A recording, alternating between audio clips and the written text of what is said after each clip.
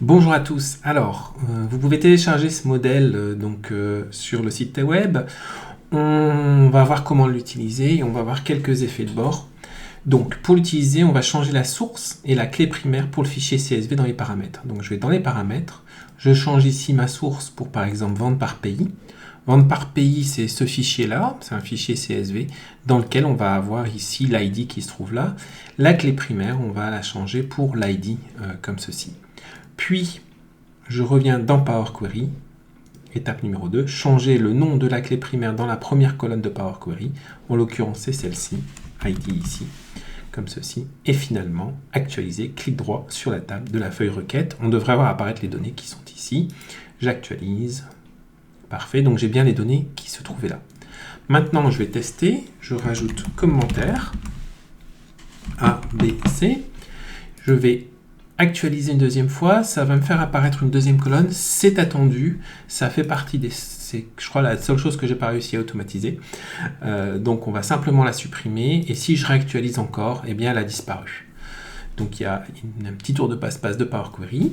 Puis ici, on va faire la progression qui va être une formule. Donc en l'occurrence, ça va être égal à ça, 2024 moins 2023, divisé par 2023, comme ceci, contrôle espace, je vais mettre en pourcentage, et enfin, eh bien on va vérifier que la formule reste là lorsque j'actualise, pas de souci, elle est bien là.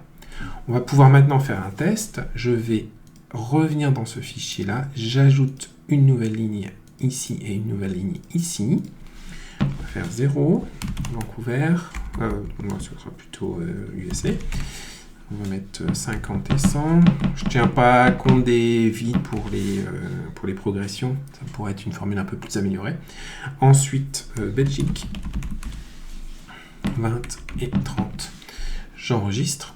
Je réactualise ici. Est-ce que tout est correct? C'est parfait. Alors, quelques petites choses à bien prendre en compte. Tout d'abord, avoir une clé primaire, c'est absolument essentiel. Si vous n'avez pas de clé primaire, ça ne fonctionnera pas. Bien supprimer la colonne 2, vous avez vu que j'ai supprimé la colonne de commentaires qui s'est mis en place, donc bien la supprimer. Le renommage des colonnes peut casser des formules, donc quelque chose à garder en tête. Donc au maximum, évitez de renommer les colonnes, sinon il y a des formules qui risquent de disparaître. Vous pouvez avoir des colonnes fantômes si par exemple vous supprimez ou vous ajoutez des colonnes en plus ici. Ça peut avoir des effets sur des colonnes qui ne seraient pas correctes à l'intérieur. Donc c'est quelque chose à garder en tête. C'est surtout la suppression de colonnes dans le CSV qui crée des problèmes. Et finalement, réorganisation des colonnes, là c'est un petit peu plus particulier. Les colonnes de formules en fait se trouvent en dehors en quelque sorte de la requête globale. Donc si on reprend un petit peu ce qu'on a ici, ça c'est la requête qui concerne donc le fichier CSV, donc ce sont des données qui ne pourront pas être modifiées. Les commentaires sont des données qui sont mises à la suite de cette requête là, et finalement les formules sont rajoutées directement dedans. Donc on va voir ce qui se passe si je réorganise. Je mets ça ici, j'actualise. Je perds cette position-là. Pourquoi? Parce que ce sont des données qu'on saisit à la main et qui vont être mises sur la droite. Par contre, pour une formule, si je mets ma progression, je la mets ici en troisième position, je reclique sur actualiser, elle reste en troisième position. D'accord? Si je prends commentaire, que je mets ça ici, que je vais ensuite actualiser, vous voyez que progression reste en quatrième position, donc c'est pas par rapport au reste, parce qu'on l'a mis en quatrième position.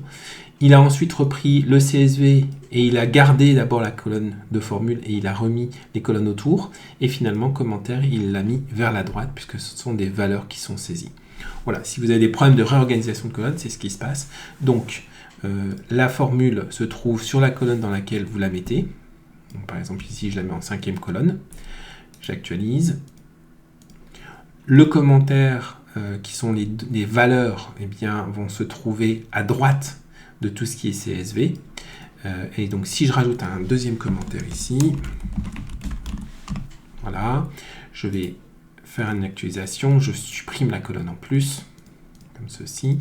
Si maintenant je mets le deuxième commentaire avant le premier commentaire, que je réactualise, eh bien, cet ordre-là est conservé, mais serait remis ici, je m'attends à ce que ça revienne sur la droite, puisque on commence avec les informations ici. Voilà, je pense que ça fait le tour. Progression est restée là, puisque progression était en 6e position juste avant. Je pense que ça fait le tour. Je vous souhaite de bien vous amuser avec. Donc c'est un fichier qui est quand même assez puissant, mais assez rapide à mettre en place, comme on vient de le voir, une fois que tout a été programmé comme il faut. Si vous voyez des erreurs, n'hésitez pas à m'en faire part ou des idées pour l'améliorer. À bientôt, au revoir.